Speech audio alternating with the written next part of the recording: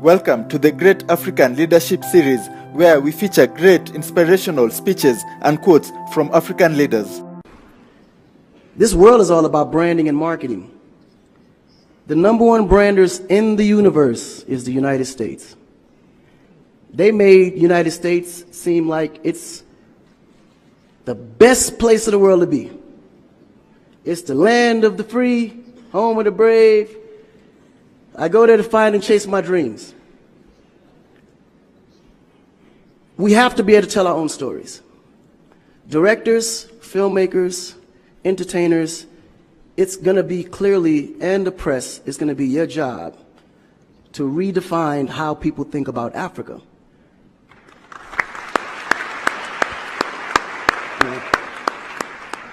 Because you're here, you see what's going on. You clearly can see in a vivid picture the good, the bad, and the ugly. What you choose to put out there is what the world is going to get. Because I can tell you right now, in Chicago alone, there's more people dying in Chicago than there was in the war in Iraq. But you would never see that. There's a lot of things that's happening in the U.S. that you would never see because they choose to show you what they want you to see for,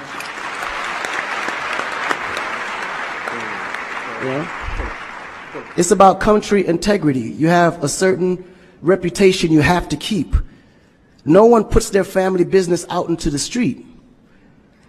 One of the problems we have in Africa is that when something happens, the press is quick to put out negative energy and quick to put out a negative story. And then that story goes on to internet and other broadcasting systems take it and they post it. So when you look at places like Kenya, for instance, that I know of, maybe 2 terrorist attacks, but it was everywhere. So now people was afraid to go to Kenya because somebody shot up the mall. But then when you look online, there was over 25,000 attacks in the U.S., but you only knew about maybe 5 or 6. So we have to really rebrand. And then when you look at how the world perceives Africa, they're right. You know, you see zebras, lions, tigers, bears. Oh my. You get to the point where you think Africa's just a big jungle. The images that they're showing of Africa is historical images. This is way before civilization. This is when they were still, battling with spears, like times of Shaka Zulu. No, I'm serious. But then when you look at the US, they're showing Superman, Batman,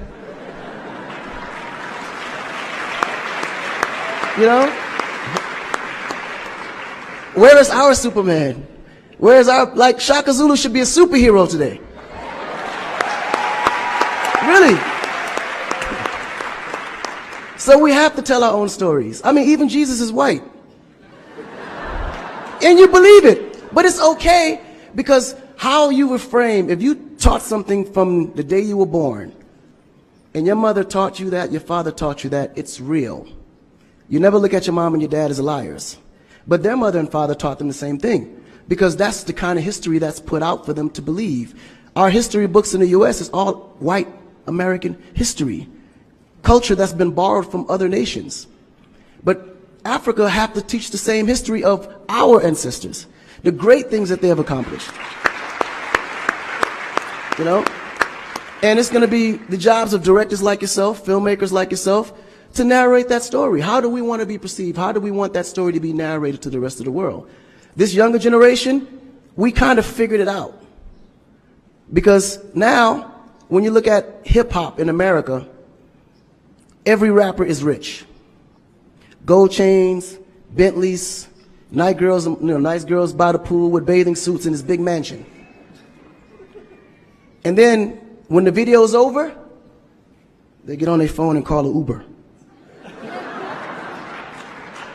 They don't even come in the Bentley that you just saw in the TV.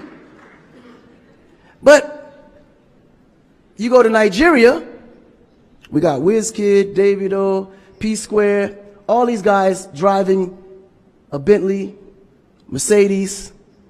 They actually own those cars. That's the difference. But if we don't translate that, they will never know. They think we're going to leave the shoot and go home on a horse or a zebra. Because that's what they know. This is why African Americans are so afraid of Africa. You mention Africa, they start shaking. There's so much fear. They don't know how to translate that.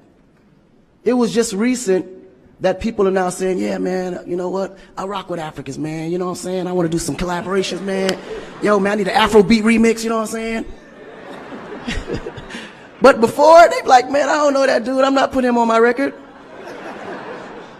So the younger generation is slowly understanding how you have to rebrand the culture, because the culture has adapted. They've actually took everything that we've created and made it look better. They made a superstar look like a superstar. When I look on TV and I see our biggest entertainers, they don't look like stars. That's why you can't really respect the entertainer. If a politician saw a singer, he'd just be like, oh, he's just a local singer. But if he go to that local singer's performance, he may sell out the stadium because he has a huge influence, but the image is not there. So we have to take the image as a huge accountability for ourselves and realize that Africa really does have a reputation. But if we allow our stories to be told, our stories will be told according to their agenda on what they need to be able to benefit from Africa. So we have to tell our story so we can be able to understand how we can utilize that story to benefit for our agenda. You know? So in closing, this job is for the entertainers, the filmmakers, the reporters, and anyone that creates content. We have to rebrand. And we have to rebrand it in the way that we see it and tell the story to where they can understand it, feel comfortable, and want to come here and invest. Right? To add to what Akon, share this video with friends and family to support the channel.